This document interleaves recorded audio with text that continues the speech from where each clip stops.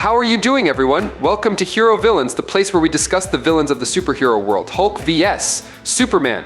In a particularly powerful illusion created by his allies, characters like Batman have the ability to react and dodge superheroes like Superman, Wally West Flash, Impulse, Wonder Woman, and even Aquaman when he's underwater. Some Caped Crusader fans even believe that Bruce Wayne possesses actual super speed even without wearing his suit.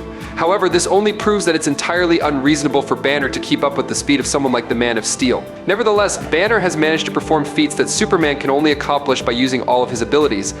Specifically, when Superman rebuilt a shattered moon into millions of pieces in just 20 to 25 seconds during a conversation with Batman, his mind, body, hand, and eye coordination to achieve those feats were so unimaginably fast, far beyond any capability Banner ever reached. Additionally, Superman can react and move at super speed, with a speed that can be measured accurately down to the nanosecond. But before we dive into the analysis, please hit the subscribe button, it helps us out a lot. Thank you so much, and remember to turn on notifications by clicking the bell icon. No matter how hard he tries, Hulk cannot perform similar feats if he has to face a super speed he can't touch. Show me how Hulk can react or move at a specific speed that can be measured down to the nanosecond, and even include a thought bubble proving that he moved that fast at that moment. The truth is, anyone can appear fast when using visual tricks. Batman has dodged Superman, Wonder Woman, Wally West Flash, Impulse, and even Aquaman, even while fighting in the unimaginable depths and pressures of the ocean where humans can't move fast. Catwoman has outsped both Barry and Wally Flashes consecutively. The Thing and Colossus, despite being clumsy, have exchanged blows with Gladiator, and Spider-Man, Black Panther, The Thing, Namor, the Rhino, She-Hulk, and even Matt Murdock have all faced off and traded blows with the Silver Surfer.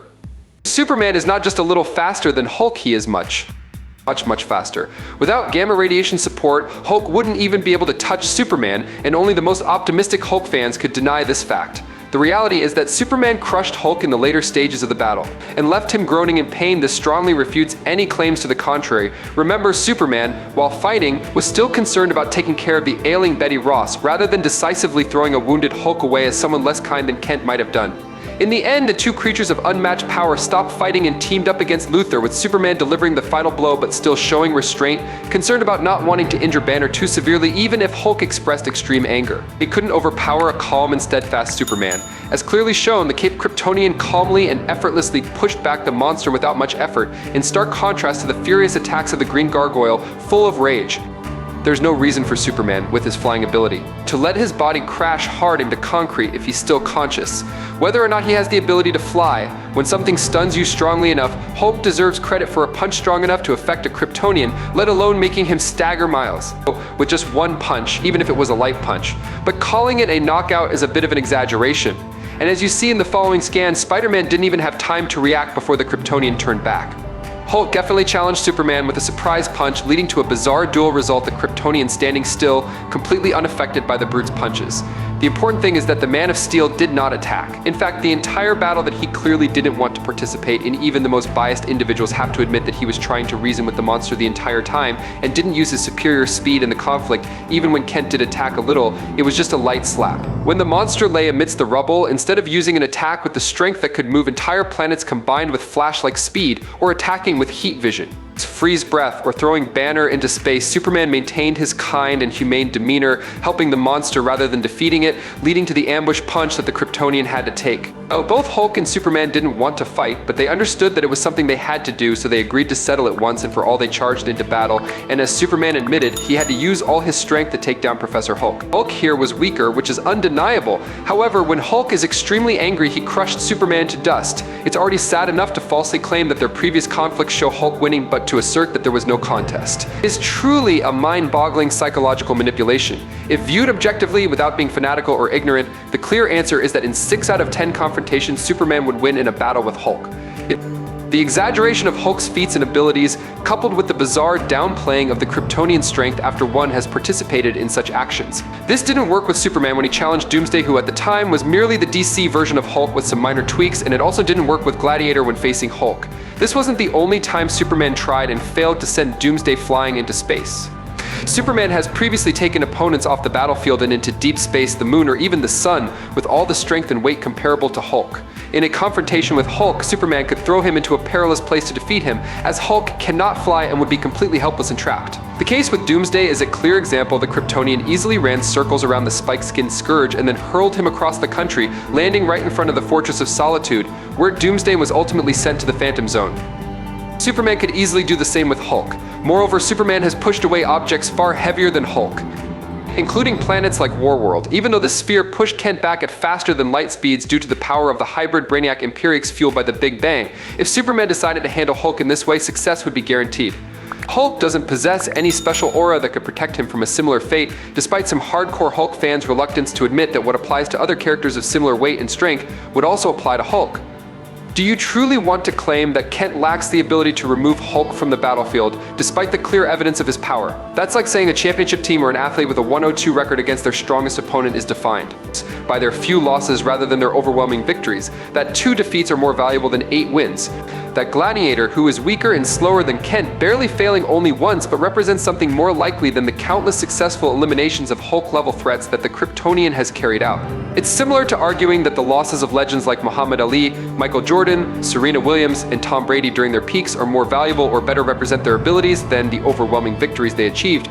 But please subscribe to the channel, it will help us a lot, and you'll also get to watch awesome videos every day. You're the best, thank you very much. If someone argues that only specific showdowns with Thor and Hulk count, so be it. But the truth is, the Man of Steel hasn't just neutralized individual opponents on the same level, but has also defeated replicas at that level, many of whom have far superior combat speed, reaction time, movement, and reflexes compared to Marvel's duo. Examples include New Gods, Mantis, and Calabac, Earth 3 counterpart Ultraman, plus Superwoman at Wonder Woman's level, Billy Batson's Captain Marvel, Supergirl, or the Kryptonians trained in General Zod's and Fora's military. So, to claim that he couldn't defeat the entire team based on those arguments immediately becomes meaningless. The fact is, Kent has repeatedly faced and broken teams, including when clashing with Titans, the Fearsome Five, the Elite, the Maximums, the Fatal Five, and the Anti-Kryptonian Squad, which includes Superman-level foes like Mongol, Bizarro, Neutron, Kryptonite-spewing Metallo, and many others. As will be presented later, he even had to face a star-studded JLA team, including Wonder Woman, Martian Manhunter, Wally West Flash, Kyle Rayner Green Lantern, New God Orion, and many others. Another astonishing example is when Kent is serious, he doesn't just defeat 1 or 2, but slices through a slew of the most powerful new gods who could easily rank with most Avengers lineups in strength and numbers like butter in the event. In the same issue of Never-Ending Battle, in Action Comics Vol 1 1000, we see that Superman was trapped by immortal Vandal Savage in a time loop thanks to a weaponized hyper-time machine. While trapped in this loop, Superman realized and used the memory of his family to guide him back home. Ultimately, he broke the loop, fought fiercely to escape before taking down Savage. Some argue this proves that Superman punched through hyper-time, but in my view, he was simply punching to break free from the machine. Superman also easily defeated Infinity Man, who wiped out most of the new gods, including Highfather, who accidentally created an entire universe. This issue also mentioned that Infinity Man could destroy planets. Superman even hurt Superboy Prime with his punches. And let's not forget, Superboy Prime could break reality with a single punch. And at that time, he was wearing a yellow ring. While absorbing sunlight, Superman confronted Imperiex Prime, the living embodiment of the Big Bang, and Brainiac 13, who could reshape the entire universe. He, along with Overman, the Nazi Superman, and Earth 5's Captain Marvel, destroyed a missile capable of reality destruction and Monitor Destroyer powered by many universes. Superman and Orion fought against CVA, a being capable of ripping reality and destroying all planets in the universe with just one dance. Superman truly is an invincible tank. Even when he was nearly exhausted, on the brink of death, he was still able to shatter a planet with a mass larger than the sun with just one leap. The new 52 version of Superman pushed the weight of the Earth for 5 consecutive days in the lab without exposure to sunlight. Superman could squat and blow up half the Earth. Everyone knows Hulk claims to be the strongest, but can he prove it? Hulk displayed enough strength to alter a planet's orbit, an incredible feat. In Incredible Hulk 242, Hulk destroyed a fire tower built to withstand the power of the gods themselves. Quite extraordinary. Hulk participated in a game called Godball, where he was tasked with hurling a condensed planet at asteroids orbiting another planet. At this time, Bruce Banner was in control of Hulk's body, and even without pushing himself beyond 3. On the anger strength scale, he was still able to destroy a condensed planet with relative ease. At the initial stage, Hulk was strong enough to effortlessly throw the planet into space. Imagine his strength if he could fly. They shattered the condensed planet, so they had to create a new planet. Hulk, along with the one who broke the previous planet, created a new one and returned. It's unfortunate that they didn't continue playing. The lever was cranked up to 11, and I wanted to know the strength Hulk needed to reach that level when Bruce was in control, considering that throwing a planet didn't even require level 1. And who could forget Hulk's most famous feat, lifting Proxima Midnight Sphere, which was both a forming star and a supernova. Incredible. In my opinion, Hulk seems to have a clear advantage despite not being able to fly and defy gravity, but his ability to lift planet-sized objects with ease shows a tremendous power that we rarely see in Superman when he's not using his flight ability. People seem to misunderstand why Hulk fans always emphasize his strength. People often say, oh, Hulk destroyed a planet. His physical strength far surpasses any other character, this is why he is the strongest one. Hulk doesn't need energy beams, doesn't need special powers, he just needs to stop holding back. In 2011, Hulk deliberately stopped restraining himself and destroyed Umar's dark dimension multiple times in one day. Meanwhile, Hulk has destroyed planets, drained cosmic energy, and performed physical feats that very few can replicate and no one can do with such consistent incredibility. Now, Hulk has far surpassed Doomsday.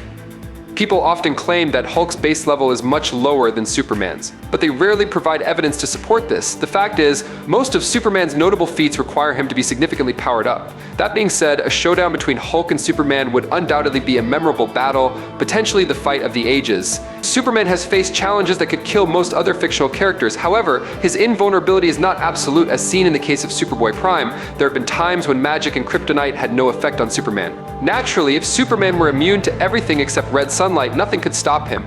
Moreover, red sunlight doesn't immediately weaken Superman, and he has various ways to counteract it. Without the solar suit, Superboy Prime could easily be defeated, but with it, the situation is entirely different. Even Bizarro, when he started inhaling and bathing in synthetic green kryptonite, became much stronger than Superman. He controlled his powers better, used them more effectively, and even had better resistance to his weakness.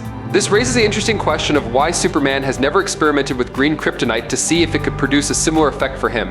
At the level of power his body receives from yellow solar energy, Superman is nearly invulnerable, except for 3 known factors. But when green solar energy is absorbed, he even becomes immune to both green kryptonite and red sunlight. In Hulk Annual 1, Hulk faces off against Thanos once again. Thanos bullied and took the Mind Stone from Hulk, but the stone didn't seem to want anything to do with Thanos, so it called for help. Hulk landed and challenged Thanos. Although Thanos confidently claimed he had defeated Hulk, Hulk responded, "I like your confidence, it's weak. You've never beaten me, this wasn't Professor Hulk or Savage Hulk," so Thanos was clearly lying this time. He might have beaten Professor Hulk and Savage Hulk, but not this version of Hulk.